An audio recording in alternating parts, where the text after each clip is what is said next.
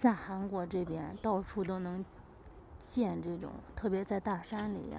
今天我在学校里，这种比较奇特的这种鸟，这个鸟希望我在录像的时候它叫2声，它的声音跟一般的鸟的叫声是不一样的。只要环境好了，有一些稀有的鸟类都能看得见，经常见这种花花绿绿的小鸟。这个鸟的叫声特别的奇特，快叫2声，让我录到手机里，叫2声啊！等了好久，它也不叫。这个鸟挺漂亮的，就是录不下来它长得多么好看。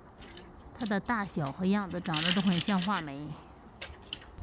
等了好久了，它也不叫一声，不叫就不叫吧，人家鸟也有鸣叫自由。